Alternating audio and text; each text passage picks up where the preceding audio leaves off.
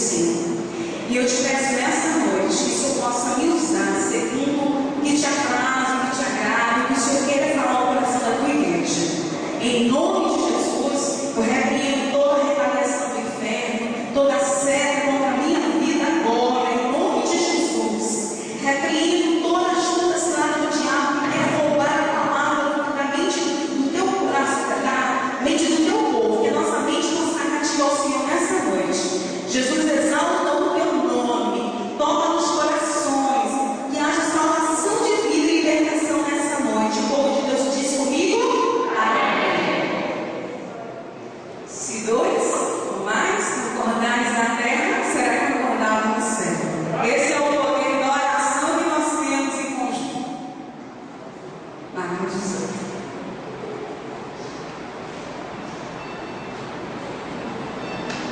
Quando eu for na escuta, eu consigo inclinar um pouquinho, porque o meu notebook não vem aqui, porque o carro é pequeno, o Daniel vem, mas eu vou dar um jeitinho aqui.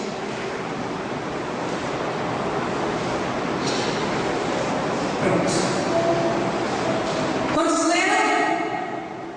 Amém. Vamos ensinar, né? Semana passada, nosso irmão Joel, você vai falar o nome dele? Joelson, aí vamos ver isso, pronto. Na segunda noite, ele trazendo a palavra do Senhor Jesus, e foi assim impressionante que Deus ele falou aos nossos corações, e quando a gente está em espírito, a gente absorve a mensagem que Deus quer passar para as nossas vidas, né? Porque a palavra do Senhor ela nunca volta vazia. E ele falou, né, Jesus lá com os discípulos, o pequenininho, o menor no reino dos céus. E aí Jesus dá uma continuidade a essa palavra do Senhor. Porque na verdade o Senhor Jesus estava instruindo os discípulos. Nós vamos hoje estudar do 18, versículo 15 até o 35. Pode passar. E aí nós temos como tema nessa noite o perdão do pecado de um irmão e a parábola do credor e compassivo. Pode passar. E aí no versículo 15 eu coloquei porque vocês podem estar acompanhando comigo. Às vezes alguma Bíblia tem traduções diferentes, você pode se perder. Para que você não se perca, vamos acompanhar juntos aqui, tá certo assim? E aí quando eu pedir para que você abra a Bíblia, vamos compartilhar junto disso. Ora, se teu irmão pecar contra ti, vai e repreende entre ti e ele só. Se te ouvir, ganhares aquele irmão. A gente vai ver o discurso maravilhoso de Jesus, que na verdade, quando Jesus ele profere esse discurso, é nos momentos finais da vida de Jesus e que Jesus se prepara para a crucificação. Então ali Jesus ele começa a preparar os discípulos. Mas o interessante da história é que os discípulos não estavam dando ouvido, é como se ouvisse saísse por outro ouvido quando Jesus falava da crucificação. Eles estavam tão maravilhados, né, por tudo que tinham visto, por tudo que eles tinham o poder de fazer no nome do Senhor Jesus, e que entre si eles começaram a disputar-se quem seria o maior no reino dos céus. Porque para eles, o maior no reino dos céus seria aquele que aqui na terra exercesse uma função maior que o outro. E Jesus estava ensinando os discípulos que não há rivalidade no reino dos céus. Porque o maior no reino dos céus não é aquele que produz, mas sim aquele que a cada dia tem o seu coração feito de uma criança. E aí Jesus continuou ensinando os discípulos e ele chegou a dizer isso. Ora, se teu irmão pecar contra ti, vai e repreende entre ti e ele só. Se te ouvir, ganhasse aquele irmão. Só que aqui eu destaquei a palavra contra ti. Por que eu destaquei? Eu destaquei porque nos manuscritos do PIN, os manuscritos do Delta e outros manuscritos, não existe essa frase contra ti. Um escriba, ele tentando esclarecer melhor essa palavra, ele colocou essa palavra, essa frase aqui, contra ti. Porque, na verdade, No original dos manuscritos, sem a palavra contra ti, o versículo fica assim. Ele vai desaparecer no instante de volta. Olha, não pode mudar. Ora, se o irmão pecar, vá e mostre seu erro, enquanto você está a sós com ele. Quando ele diz, ora, se o irmão pecar, vá, ele está nos dando uma visão ampla. Ele não está dizendo exatamente se ele pecar contra ti, ele não está deixando uma linha para que você siga em cima daquela linha. Só se o seu irmão pecar contra ti, você vai até ele. Os manuscritos antigos, ele deixa uma visão ampla, que eu chamo de visão direta e indireta. A visão ampla é uma visão indireta, ou seja, o meu irmão está na rua, está prestes a cometer um pecado, e eu não vendo que aquele meu irmão vai ser meu irmão. Aquele irmão ia cometer algo contra mim? Diretamente? Não. E por que indiretamente, Edilene? Porque a Bíblia diz que somos participantes de um mesmo corpo. Quem peca, peca contra Deus. Então, indiretamente seria isso. E diretamente, se o meu irmão viesse até a minha, acredito que amasse, estambar, seja de lá o que for, ele vai de forma diretamente. Então, nos manuscritos antigos fica assim, uma forma implícita direta e a forma explícita indireta. Ok?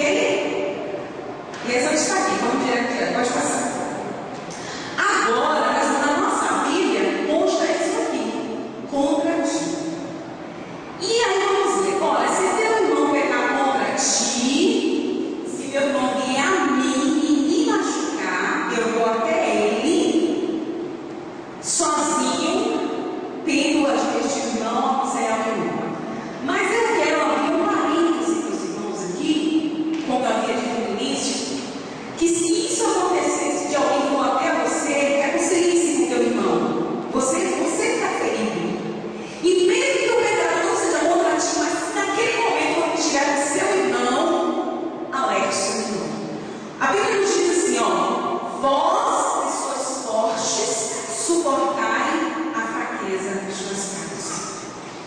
Na casa de Deus, existe uma diferença com relação ao tempo de maturidade, né? A maturidade, ela vem mediante que você se entrega e busca a Deus. Às vezes tiver uma pessoa de 1 ano, ela é tão madura na fé, e às vezes uma pessoa de 10 anos, ela é tão imatura na fé, por conta de a falta de entrega que aquele irmão se entregou. À medida que eu me entrego a Deus, eu renuncio a minha carne, eu passo a viver a palavra, eu começo a entender a mente de Cristo e eu começo a mortificar a minha carne.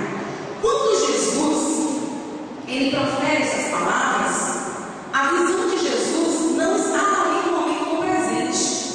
A visão de Jesus está no futuro, porque Jesus já vislumbrava, já via uma igreja formada, né, onde ali os discípulos dele, cada um exerceria autoridade.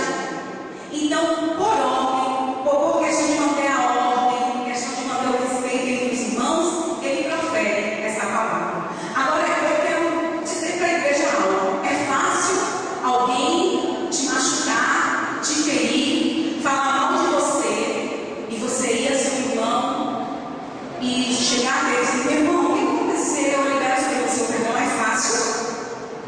É fácil isso? Não é fácil. Mas todas as vezes que eu ir de encontro à minha carne, eu vou estar colocando em prática a palavra de Deus. Porque na realidade eu estou indo de encontro ao meu orgulho. Meu orgulho seria o quê? Pisou no meu pé, eu fico sem falar com o irmão. Então Jesus sabia que dentro da sua casa, a igreja nasceria, existiria pessoas com pensamentos diferentes, com um tempo de maturidade diferente. Então, para que não houvesse a quebra da união da igreja, Jesus nos ensinou a ir ao nosso irmão e liberar sobre ele o perdão. Mais interessante que quando eu vou ao meu irmão para liberar sobre o perdão, eu não devo ir nesse sentido. Por que você fez isso comigo?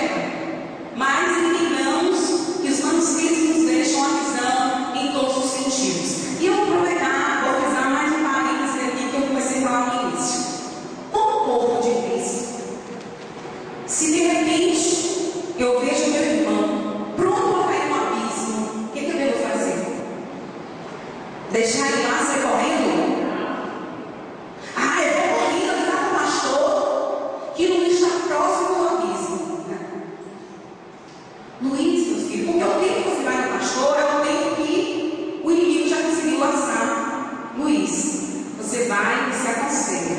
É nesse sentido também que a Bíblia nos dá respaldo. A forma indireta. Chegue no seu irmão, esclareça a ele, que ele precisa mudar, melhorar, porque a Bíblia nos diz que nós somos pequeninos de Deus. Eu não devo esquecer que o meu irmão que pegou contra mim, foi o meu ofensor, quando os outros estavam prestes a cair, ele também é um pequenino de Deus e ele é ovelha do Senhor Jesus. Vamos passar? E aí, como alvo deste versículo, eu tirei alvo primário dessas discussões. Deve haver solução do problema sem interferência da igreja ou de testemunhas. Não é todo e qualquer problema que eu vou chegar para o pastor e vou correr para o pastor. Eu vou deixar de pastor. Você não vai sobrecarregar o pastor. A igreja fala mal de mim. É diretor de tambor, desafinou, misericórdia. Eu ouvi ela falar. Eu clamo agora, Senhor. Pastor, solução. Terminou o culto, estava a Vera lá falando e eu desafinei. Para com isso, gente. Isso é meninice. Eu vou chegar no dela e dizer: ô, minha irmã, eu desafinei, eu não te agradei, desculpa. Mas me ajuda então lá no louvor, tá comigo, não desafinar, não, sei lá, uma coisa. Porque é assim que tem que correr. Então nem tudo a gente deve correr. Fala para o pastor. Primeiro, é possível tentar reconciliar-se com o irmão. Se não der jeito, vamos passar. Eu chamo as testemunhas. Não dou jeito das testemunhas, aí eu vou para a igreja. Pessoa pastor. Porque quando possível, seria melhor que os irmãos resolvessem entre si os seus problemas sem a intervenção da igreja. Por quê? Porque se eu tenho a humildade do Espírito Santo, eu vou usar a inteligência, qual que é dela, que Deus me deu. Eu vou usar a flexibilidade e vou usar a paciência. O problema dos mutinhos na igreja, os mexeriques na igreja, o problema do falatório, é porque nós não temos a paciência, nós não temos a flexibilidade. Meu Deus, se o Espírito Santo de Deus não vier sobre a minha vida, eu não quero nem dar mais conhecido. Você não quer nem mais na igreja. Mas como nós temos o Espírito Santo de Deus, que ele é cheio de frutos maravilhosos, dentro de uns frutos é essa paciência que ele nos dá, nós devemos ter paciência com os mais fracos, ou com o irmão que é muito tempo na casa de Deus, mas ainda não conseguiu amadurecer naquela área da sua vida. Então, tentando normalizar a igreja, colocar ordem na igreja, essa palavra sobre ele, pode passar. E aí tudo caminha direitinho, tá vendo? Encaixou? Vamos passar. Versículo 16. Mas se não te ouvir, leva ainda contigo ou dois, para que pela boca de duas ou três testemunhas toda a palavra seja confirmada. Tentei reconciliar-se com meu irmão, não na intenção de condená-lo, mas na intenção de amizade, de manter com ele a amizade, porque às vezes isso quebra a amizade dentro do seio da igreja. Então, quando eu tento chegar no meu irmão para reconciliar-se com o meu irmão, é na intenção não de desaforo, mas na intenção de dizer: eu quero continuar sendo tua amiga, teu amigo, teu irmão, não há problema, vamos lá, juntos. E aí eu destaquei: se não te ouvir. E aí o irmão não deu ouvido, não quis ouvir. Pode passar. Se não te ouvir, você vai chamar as testemunhas. E se com as testemunhas não ouvir, você vai passar para a igreja. Por quê? Leva ainda contigo um ou dois. Regra que vem de Deus, que era aplicada pelos rabinos de vários modos na sociedade religiosa. Quando Jesus ele cita este versículo, ele está citando Deuteronômio 19:15. Porque na lei dizia isso. Então Jesus, ele era a favor da lei. Então ele sabia que a lei estava lá, mas para manter a harmonia entre os irmãos, ele cita isso. Vamos passar. Então, é Deus que diz: leva pessoas como testemunho. Porque se a testemunha mentir, ela é Deus. E você se livrou dessa condenação.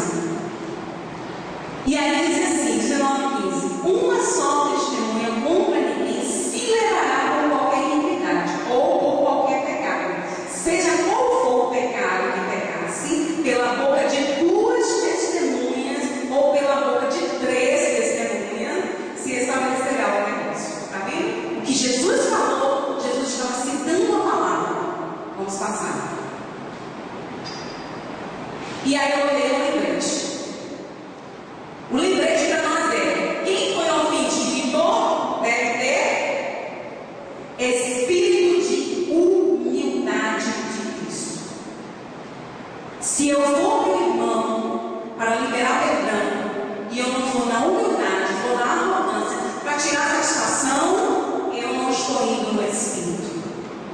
Logo, as testemunhas também devem ter o espírito de humildade de Cristo, e o pastor também, para resolver esse problema. Porque se nós não tivermos o Espírito Santo, a humildade, olhar o nosso irmão, se colocar no lugar dele, porque assim como ele caiu, ele pecou, ele falhou, poderia ter sido eu. Logo, a Bíblia nos diz: aquele que está em pé,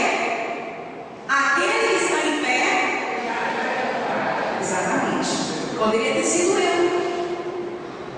Vamos passar.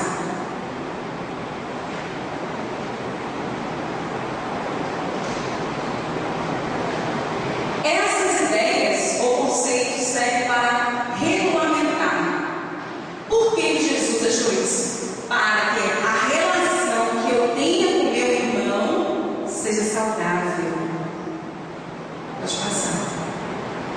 Pessoas entre os crentes individualmente. Pessoas entre os crentes individualmente, ou seja, a amizade que eu tenho individualmente com meu irmão também não seja saudável, não seja falsa, não mentirosa. E também para qual deve ser a ação geral da igreja quando for necessária a disciplina. Então, isso que Jesus deixou é para que haja a disciplina na igreja. Uma igreja que não tem disciplina é uma igreja bagunçada, desordenada e onde Deus não age. Se não tiver disciplina na igreja de Cristo, Cristo não pode estar dentro. Por isso que Jesus deixou a disciplina. Quando o seu pastor te disciplinar de alguma coisa, baixe sua cabeça, procure ser humilde, procure aprender.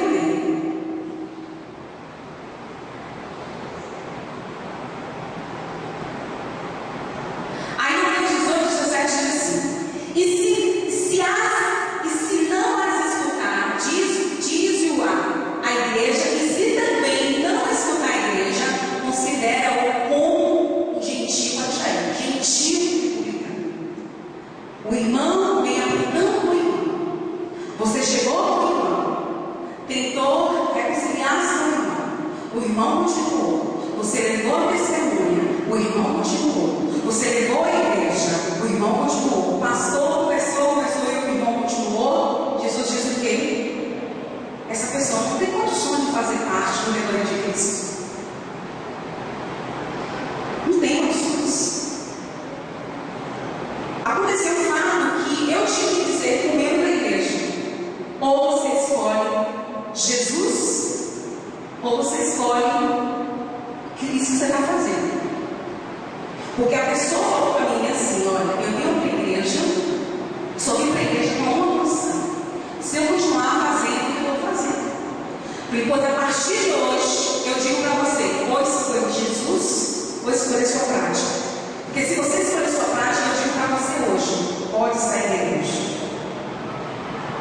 É uma semente maligna.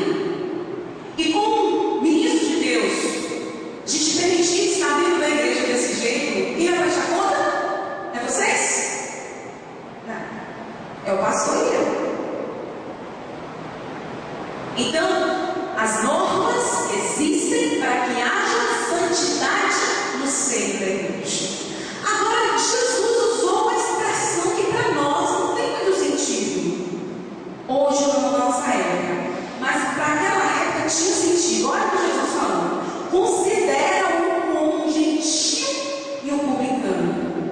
que Jesus falou isso?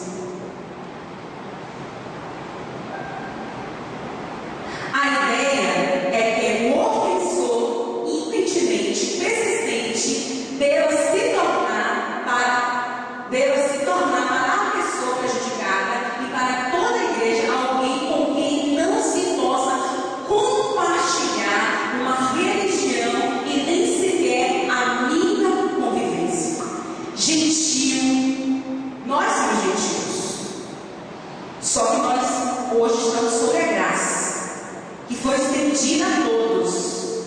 Naquela época, os judeus, eles tinham-se como o povo de Deus separados, e gentio era considerado toda pessoa que não tinha uma religião que não constava o batismo. Então, os judeus, dentro das sinagogas dos judeus, não entravam gentios e publicanos.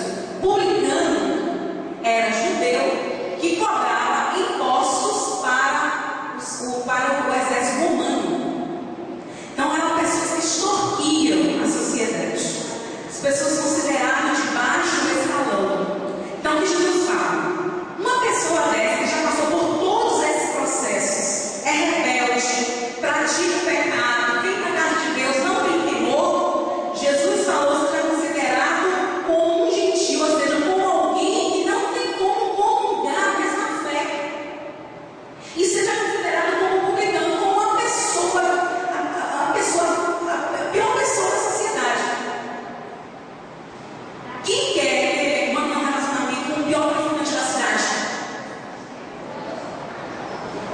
É assim que Jesus está dizendo para nós hoje. E aí alguém está abrindo para mim Lucas 3, 12, 13, alguém 19, apesar que eu baixaria 19, porque já, lê para mim só 19, tinha a ver. Lucas 19, 8. Eu botei esses 3 aí para poder um responder ao outro, mas baixaria só 19. 19, 8. Lucas 19, 8.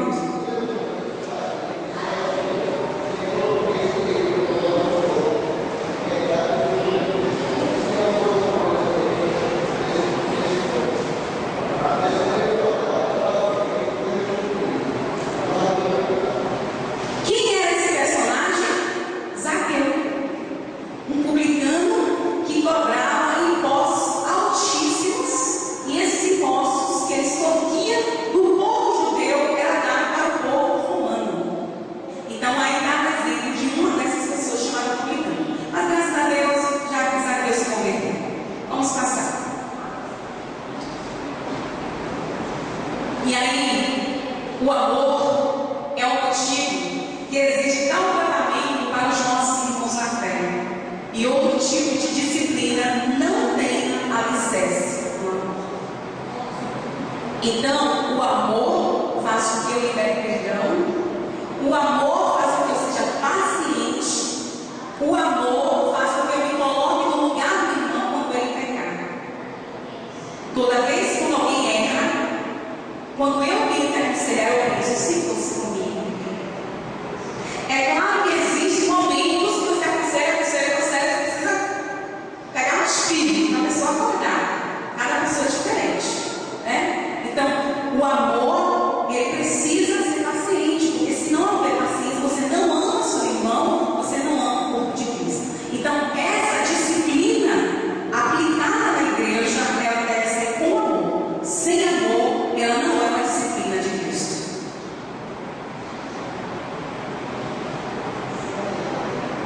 Mateus 18 diz assim: em verdade vos digo que tudo que ligardes na terra será ligado no céu, e tudo que desligardes na terra será desligado no céu. Por que Jesus falou isso? A gente aplicou isso nesse instante. Quando eu me coloquei de joelhos, eu pedi para os irmãos estendessem suas mãos, eu estava usando este versículo. Porque Jesus está falando deste poder que nós temos como igreja, de orar e um concordar com o outro. E isso é ligado no céu. Na verdade, meu querido, somos nós que movemos o céu. Somos nós. Tanto é o versículo que eu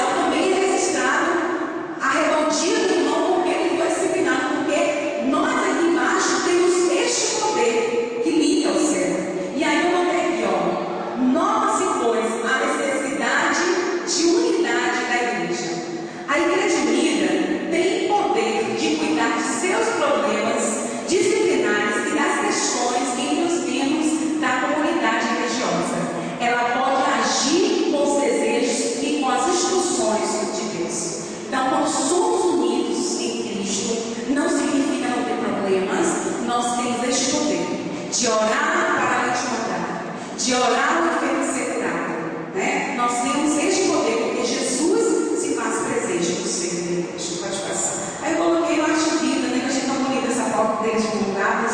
Estava sem internet, eu coloquei lá e eu achei bonito. Igreja Unida. Em qual dessas igrejas você se encontra?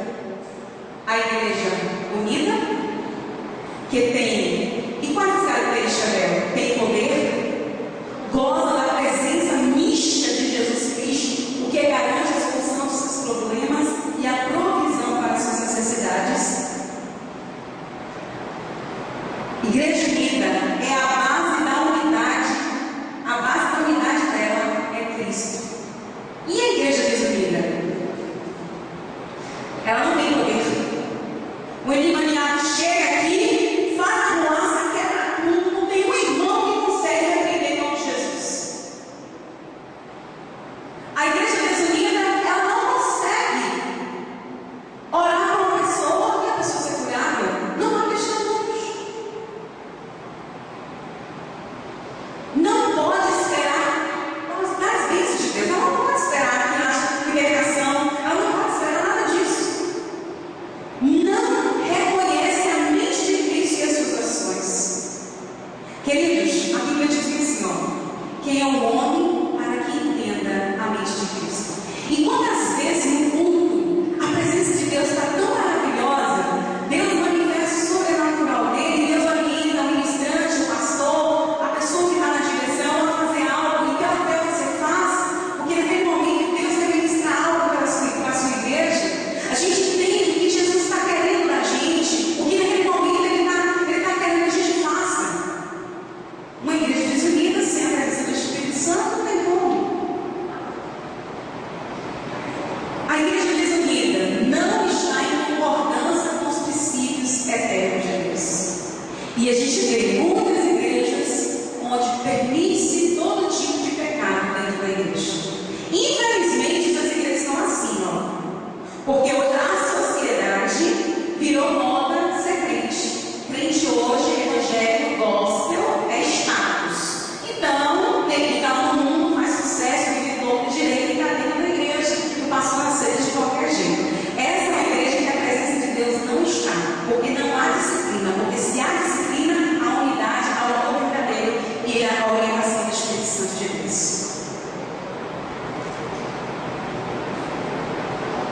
É para ir para cima, né? Não.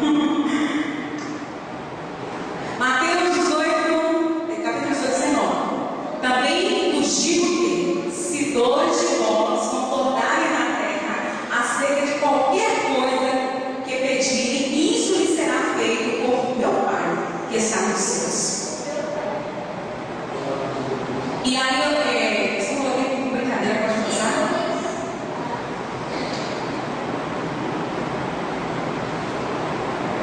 E eu pergunto para a igreja: você sabe o poder que existe quando eu digo algo e você concorda? Você sabe o poder quando o Ana coloca a mão sobre a folha e não concorda no coração? A Bíblia está dizendo que eu sozinha. A Bíblia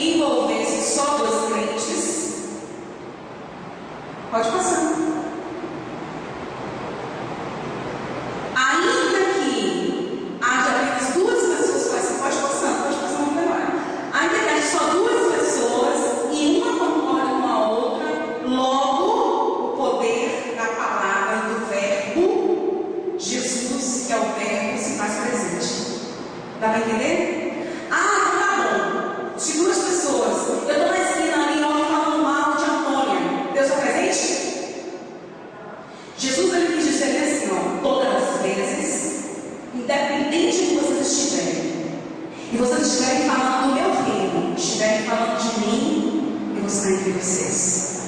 Que coisa linda. Por isso que o apóstolo Paulo, ele nos adverte.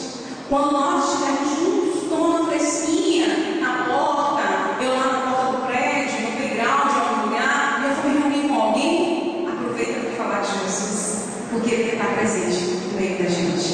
Amém?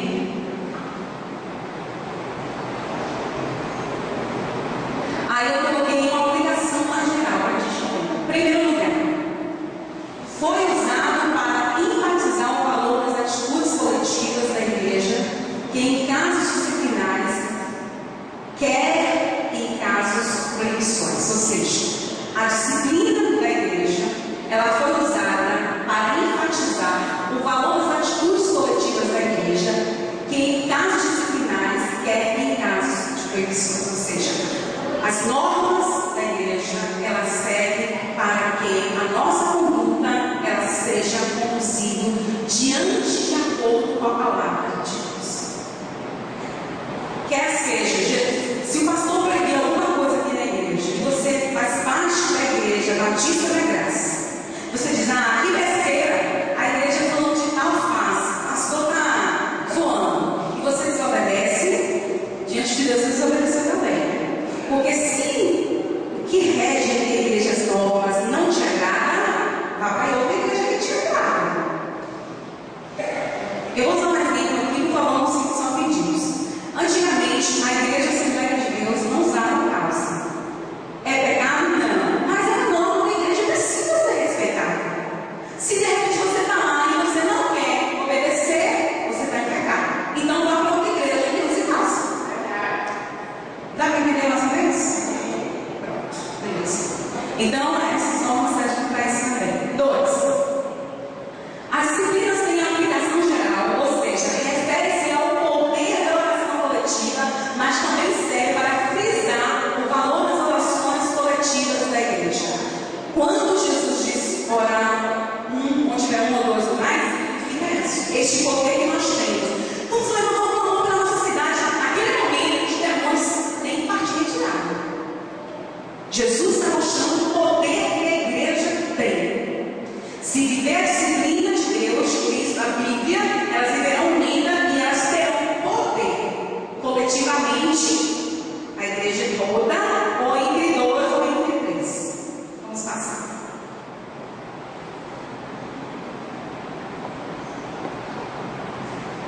Nós estamos quase ensinando, porque o final não é aquela história que eu vou ler, é só para finalizar o que Jesus reforçar, onde Jesus estava tentando passar com os discípulos e Pedro ele não tinha entendido.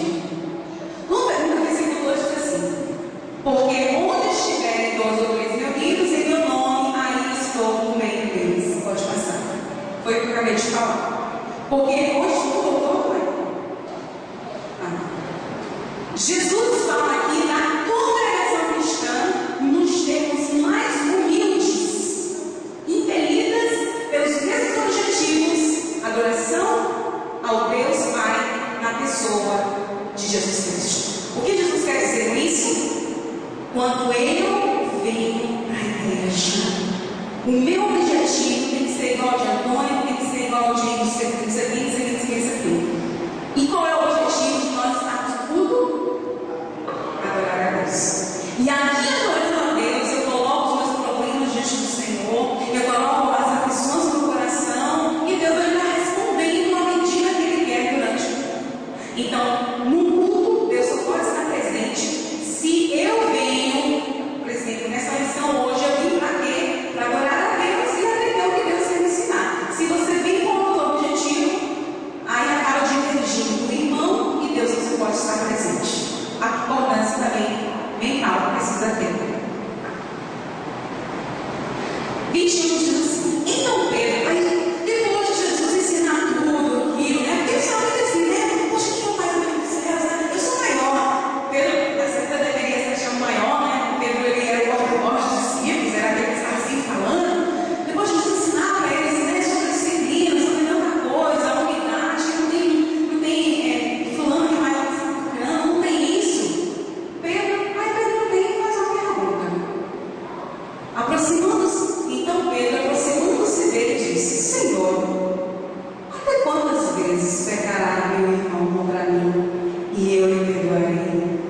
até 7 vezes? Na verdade, Pedro, ele quis ser generoso e não agir espiritual. Porque os sacerdotes, a lei que eles tinham entre eles, que bastava você perdoar o irmão 3 vezes. Aí para ele mostrar que ele já chegou no patamar espiritual assim, elevado, né? Ele falou: Senhor, 7 vezes. Eu imaginei chupar o peito para poder falar isso com Jesus, né? Ele disse exatamente 7, porque a lei na época era 3 vezes. Que os sacerdotes ensinavam os filhos. Pode passar. O que Pedro quis dizer? Pode passar isso aí, eu estou adiantando. Perdão, 7 vezes?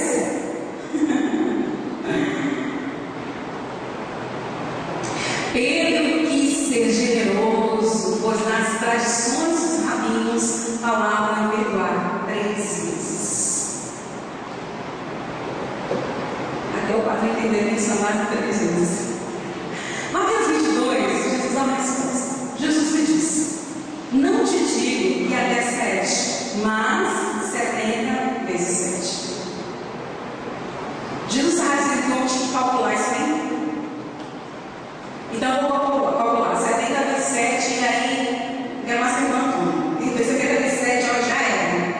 Jesus não está dizendo isso não, meu querido. Muito bom de matemática, né? Mas Jesus não está dizendo isso não. Jesus estava dizendo que para o perdão não há limites. Porque como o amor impera no coração do homem, o homem, ele vai estar sempre disposto a perdoar. Quando é o amor que rege as leis daquele homem, o perdão não tem conta.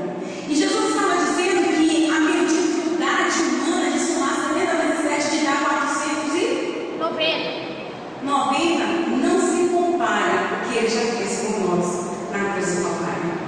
E Jesus não pôs nenhum limite de vezes o perdão, porque o perdão verdadeiro vem de um coração de amor, e o amor não mantém registro de erros.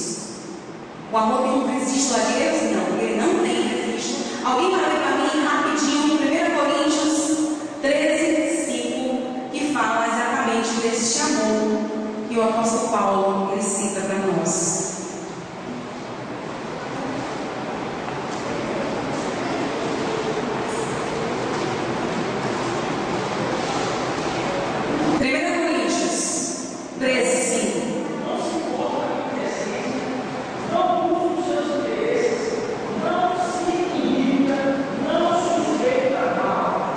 Então o amor, ele não é egoísta. Ele não é resumido esse texto. O amor não é egoísta. O amor ele não pensa em si, mas ele pensa no outro. Logo, pensando no outro, eu vou pensar no bem-estar da igreja. Logo, pensando no outro, eu vou pensar no bem-estar do corpo. Logo, pensando no outro, eu vou estar pensando em Cristo. Por isso que a mágoa ela não pode estar no meu coração. A Bíblia diz: não deixe que ponha-se o sol, você ainda estando com ira do seu irmão. Conserte antes que isso aconteça. Porque se você guarda, você é egoísta, você não ama o seu irmão, você não ama a igreja que você congrega e você não ama Cristo, logo o corpo vai ficar enfermado e logo a igreja vai sentir. O culto está acontecendo, a gente está fazendo esforço tremendo para que o céu se rasgue sobre a gente e dá um peso na igreja. É um peso. Porque o dedinho lá está doente. A mão está doente. Quando pensarmos em Cristo, quando pensarmos em ser cheios do Espírito Santo, logo essas coisinhas não vão contaminar o meu coração, porque eu vou lembrar-me de quem eu era e o que Cristo fez por mim. Pode passar.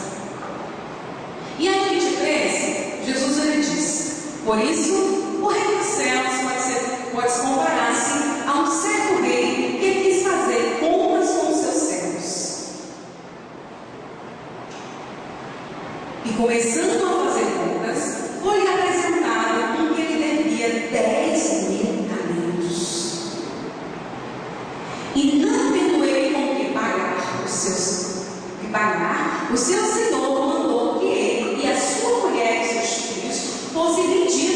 com tudo quanto tinha, para que a dívida lhe pagasse, se lhe pagasse. Então aquele servo, prostrando-se, o reverenciava, dizendo: Senhor, seja generoso para comigo, e tudo te pagarei. Então o Senhor daquele servo, movido de íntima compaixão, soltou e perdoou-lhe a dívida. Saindo, porém, aquele servo, encontrou um dos seus conservos, que ele devia 100 dinheiros, e lançando mão dele, sufocava-o, dizendo: paga-me o que me deves. Então seu companheiro, encostando-se a seus pés, rogava-lhe, dizendo: seja generoso para comigo, e tudo te pagarei. Ele, porém, não quis, antes foi encerrado na prisão até que pagasse a dívida. Vendo, pois, os seus conservos o que acontecia, entristeçaram-se muito e foram declarar ao seu senhor tudo o que se passava. Então o seu senhor, chamando-o à sua presença, disse-lhe: servo malvado, perdoei-te toda aquela dívida, porque me suplicaste. Não devias tu igualmente ter compaixão do teu companheiro, como eu também tive misericórdia de ti? Indignado, o seu senhor o entregou aos atormentadores até que pagasse tudo o que devia. Assim vos fará também meu Pai Celestial, se o coração não o perdoardes, cada um a seu irmão as suas ofensas. Uma lição para a gente.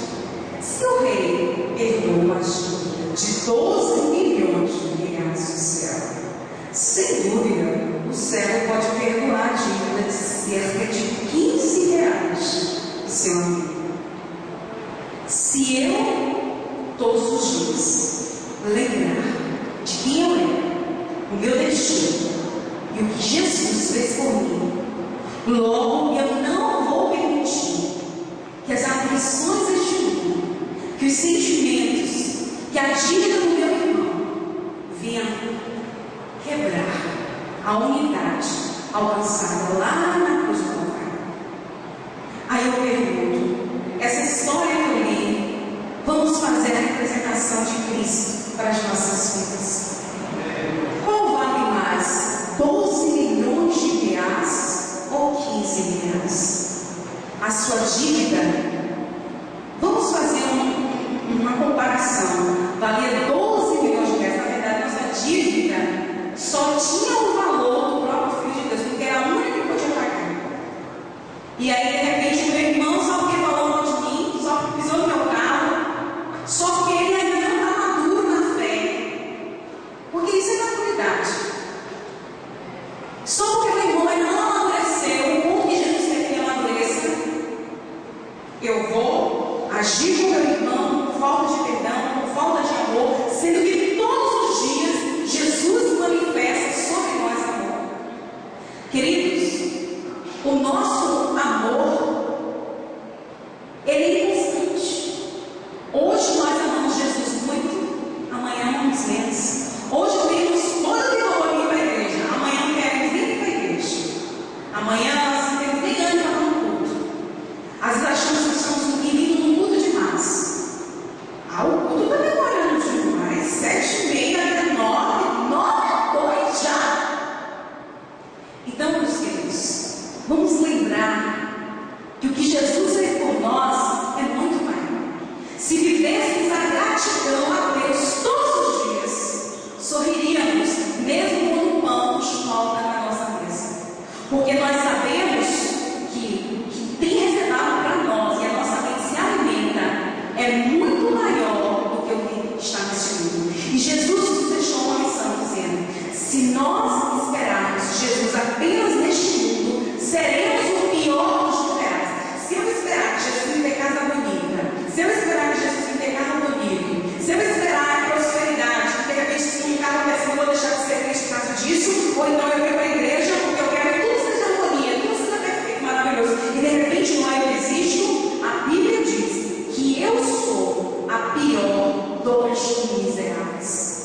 Se a minha mente ela estiver no céu, focado em Cristo, as aflições deste mundo não conseguirão tapar a minha visão do que está além do problema, que é a vitória por vir, onde eu morarei com Cristo Jesus.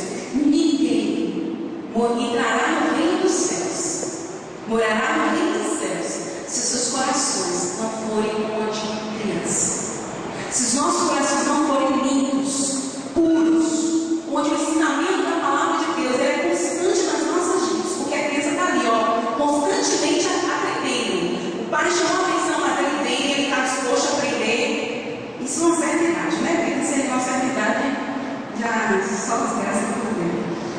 Então Jesus nos diz hoje: não adianta você vir para a igreja, não adianta você ser crente, dizer que é crente, deixar o seu lar, sentar-se 1h30, 2h30, se o seu coração não é constantemente trabalhar pelo Espírito Santo de Deus.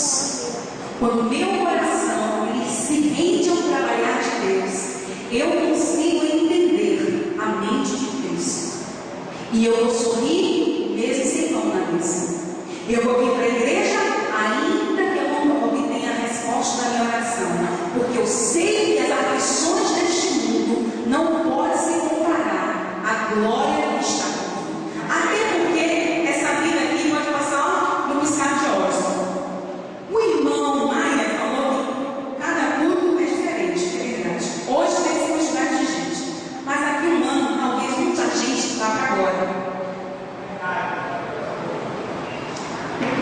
Então, eu vou me embaraçar nas coisas, com sentimentos com meu irmão, nas coisas de mundo? De jeito nenhum.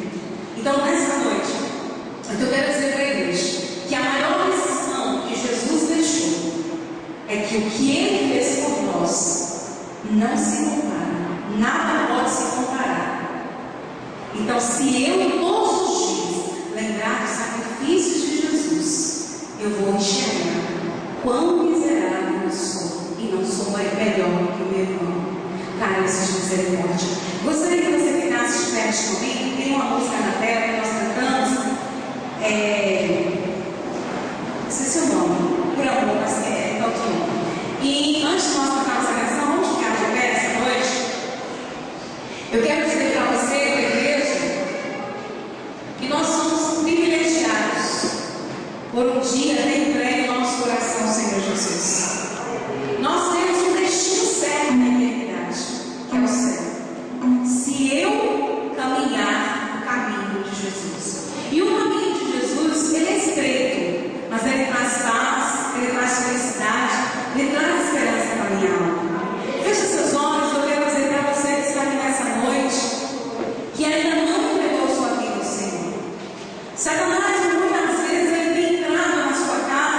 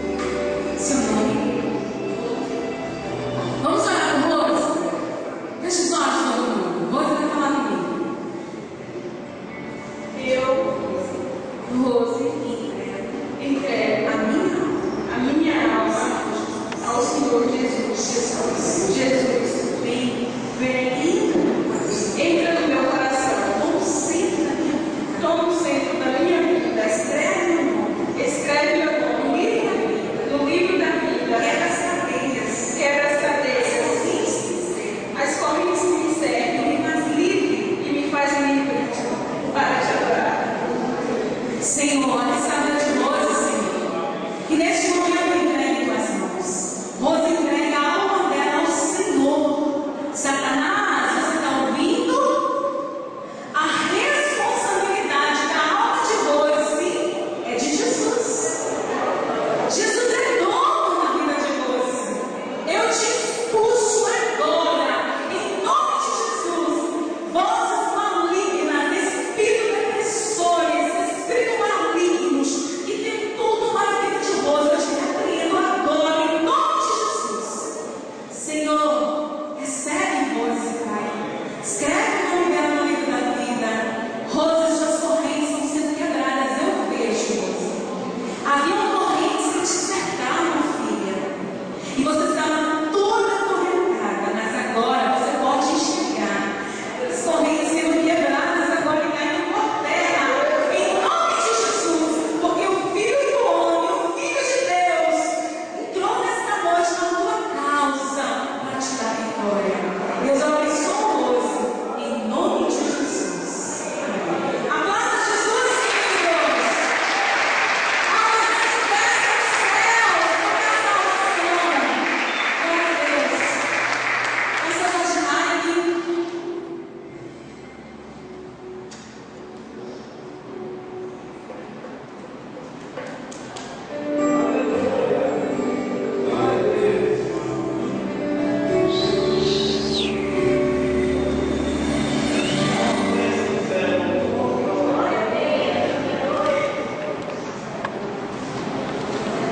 Queridos e queridas, graças e paz, boa noite. Louvado, poder sentar.